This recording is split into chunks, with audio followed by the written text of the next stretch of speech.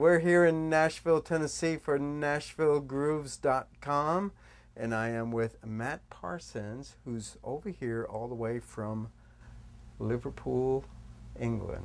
Which is why I'm wearing a vest, because it's really hot today. Just to explain my casual attire. He is just not used to this heat in Nashville, Tennessee. So we wanted to interview Matt because he's over here for a particular reason. He is over here to help musicians in the Nashville area and actually in the entire United States, because I understand that you started an office here in Nashville, Tennessee about 18 months ago. Yes, right. We launched in February 11. My company founded in Birmingham, England in 2005 around. It was co-founded by me and my brother. We played in bands for about 10 years and we did the normal things, trying to get signed and trying to be famous and all that kind of stuff, and it wasn't going anywhere really. So we still had belief in our own music, so we started our own record label, released our own music, had very, very minor success, and from then we had our own label, we had a few distribution contracts which we picked up. Friends started asking us, can you release my music, can you sell it online for me, can you get us on iTunes, all this kind of stuff. And we thought, you know what, we could, I guess, as a favour. And then from somewhere, it just snowballed into a business. And then January 2007, we had our first big success, and we were interviewed by the BBC and the Guardian and the Times and all over the place. And we got the first unsigned independent artist into the UK top 40, January 2007, and it's in the Guinness Book of Records as well. Fantastic. That was then. From that, everything just really kicked off. We got our first office in March 2007. Started hiring staff, and it just exploded from there. We moved to Liverpool summer 2010. It's a better music city. It's quite comparable to Nashville. I mean, when we moved over here, when we started an office here, it's normally my brother Lee that runs it here. I've just come over to handle things for a little while. But we looked at LA, and we looked at Nashville, and we looked at New York. And for a typical British person, we don't know anything about the geography of the country, the culture, understand that. What's anywhere. All we know is what we see on TV. So that says it all. So, but Lee did some research into LA, Nashville, and New York. New York's very corporate. It's very, very, very expensive. Obviously, you're from there originally, so we all know it's a good place. Right. Obviously, good people. But if you're going to run a business there, and that's going to be your fresh thing, it'll cost you 5 times more than anywhere else. The living costs. And all the companies that we wanted to be associated with, and like the live music scene, which is so important to us because we're all about bands. We have nearly 45,000 of them. We need to be where there's an active live scene, and all that was going on in Nashville. The companies that we wanted to be with were in Nashville. The big live scene, obviously, is huge. Everyone you meet is a musician, from the guy who serves you your Starbucks to the waiter exactly. to the woman walking a dog down the street. Everyone's a musician. Then there was LA. For us, the time difference was a no-go to start off with because it's 8 hours behind. And it just seemed very corporate as well. But there was just something that warmed us about Nashville. That was. And Lee, we kicked it off with Next Big Nashville. We had a presence there. My brother was speaking on a panel there. Met loads of labels, loads of artists. And we were like, yeah, this is it. Okay. So we set up an office in Music Row, and that was it. We're glad you're here. Thanks. And so what's the name of the company? Ditto Music. Ditto. That's DITTO Music, and same thing for the website. Yeah, it's website dittomusic.com. That's us. Yeah. And so what exactly do you do?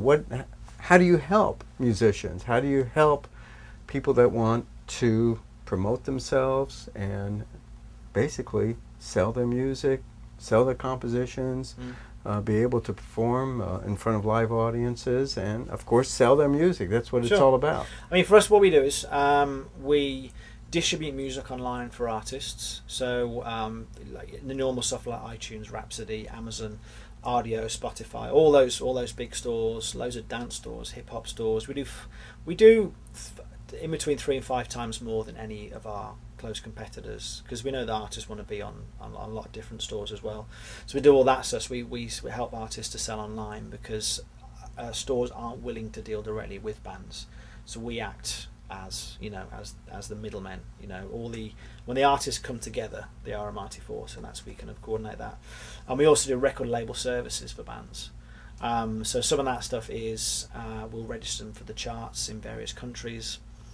So like in the UK, we've had 11 UK top 40s with bands, and now the only way they can actually they can get that is because we sort out all the chart registration for them and all that kind of stuff. So that's how all that stuff's happened. We also do like stuff like video distribution, selling videos online, all that kind of stuff. And something that our artists really love, and what we've been quite well known for, is starting record labels for bands. Part of the reason we started that was we noticed that back in the day in 2005, the tail end of our career, when we were trying to book gigs and we were trying to promote ourselves, there was just something that kind of raised you a little bit above everybody else. If you've called a venue and said, I'm phoning from so-and-so records, we've got a band on tour. If you've got a website that says, NashvilleGroovesRecords.com or something. And that'd be nice. That would work. That would work. It just, and also, I mean, it's marketing, it's branding, which is really, with the social media, how it is today, that's so important for bands to brand themselves correctly. So we create an official label for them. We act as their mentor. So we give them a dedicated member of staff they can speak to anytime, to get advice about everything, because the music, from back in the day, when a musician crosses that line to start dealing in the music industry, it's musicians think of it as a whole different world. Right. And when we started looking into it, it was like we didn't understand anything. It's kind of like it's an us and them situation. We're the musicians, you're the industry. But it's not. And as soon as you like dip a toe in that line, you realise how easy it is, with our help, to start making contacts, to do things the right way, to start building a proper record label that will enable your band to make money and just compete on a whole different level than everyone else around you. And as far as the social media stuff, that is, we do like projects and consultings for bands as well. So a lot of that these days revolves around social media. So we do social media campaigns for them, whether that's Foursquare, Twitter, Facebook, Instagram, YouTube, whatever it is. We tailor it for a certain band.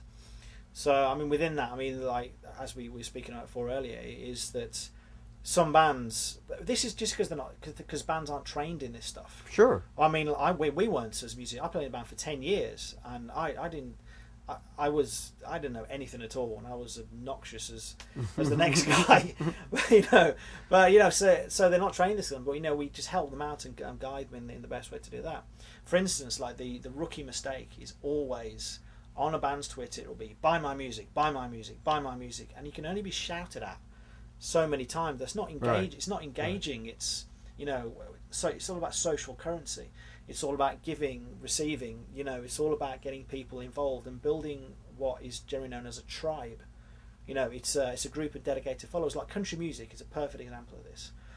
Like as far as I understand it, and I've seen in the last while I've been here, is that people are very dedicated towards a certain label or artist. They will support them. Right. As far as the artist or label's concerned, the fans are a tribe. If you think the connection between a tribe leader and a tribe is like that, so whatever they put out, whatever record they put out, that's what they'll buy. When every show they do, their tribe will be there. Every bit of merchandise they put out, the tribe will do it. So it's all about building that kind of social connection with fans. So the worst thing you can possibly say is buy my music, buy my music. It's about getting interaction, and that works on different levels. So with different things. So my British saying I always come out, horses for courses. Okay. Which means basically each to his own kind of thing. So if you're an urban artist and you're all about the video, which with the urban community that does seem to be more important, then you would focus on YouTube advertising. You would pinpoint certain other artists that are similar to you, like big artists, and put your advert next to their video. You're not diluting your fan base here. You're getting new fan base off the back of someone else. Sure. Similar principle on Twitter. If you don't know who to tweet or what to tweet about, think of a band that you're similar to. Okay, my band is similar to Kings of Leon. Go to the people that follow Kings of Leon and tweet stuff to them.